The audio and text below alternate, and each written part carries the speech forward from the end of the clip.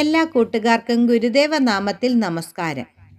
Shri Sippy പള്ളിപ്പുറത്തിൻ്റെ ഉണ്ണികൾക്ക് 108 Gurudeva കഥകൾ എന്ന ബാലസാഹിത്യ രചനയിൽ നിന്നും കാരമുക്കിലെ കെടാവിളക്ക്.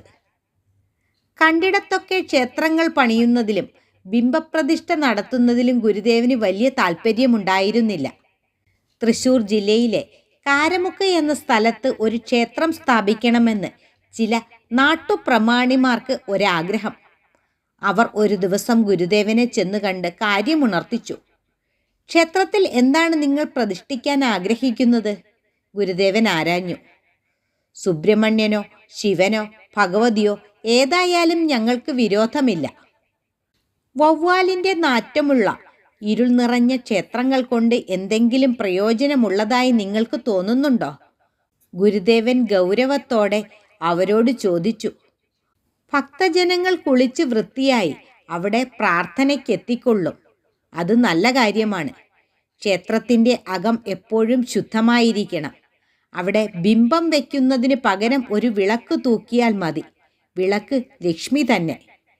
പക്ഷേ ഭക്തന്മാർക്ക് അതുകൊണ്ട് തൃപ്തിയായില്ല. അവർക്ക് കൈവണങ്ങാൻ ഒരു പ്രതിഷ്ഠ കൂടിയേ തീരൂ. ഭാരവാഹികൾ താഴ്മയോടെ പറഞ്ഞു. നാം വയ്ക്കുന്ന വിളക്കിൻ്റെ ചുറ്റും ഇഷ്ടമുള്ള മഹാത്മാക്കളുടെ ചിത്രം വെച്ചാൽ എല്ലാവർക്കും കൈവണങ്ങാമല്ലോ. ഗുരുദേവൻ ഉപദേശിച്ചു.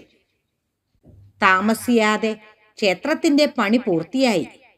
നിശ്ചയിച്ചുറപ്പിച്ച പ്രകാരം ഒരു പ്രഭാതത്തിൽ ഗുരുദേവൻ കാരമുക്ക് ക്ഷേത്രത്തിലെത്തി. ചിദംബരനാഥനെ പ്രതിഷ്ഠിക്കണമെന്നായിരുന്നു ക്ഷേത്ര ഭാരവാഹികളുടെ അപേക്ഷ.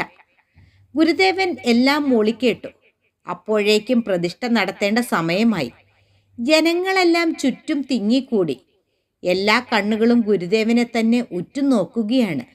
ഇതിനിടയിൽ അവിടെ ഒരുക്കി വെച്ചിരുന്ന വിഗ്രഹമെടുത്ത് ഗുരുദേവൻ മാറ്റിവെച്ചു.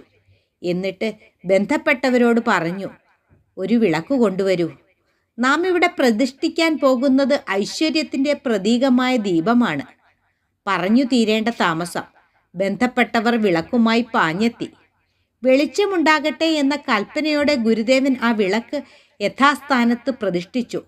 അപ്പോൾ ഗുരുവിൻ്റെ ചുണ്ടുകളിൽ നിന്നും തമസോമ ജ്യോതിർഗമയ എന്ന മന്ത്രത്തിൻ്റെ വരികൾ ഉതിർന്നു വീണിരുന്നിരിക്കണം. 1920 മെയ് 20 ഈ സംഭവം.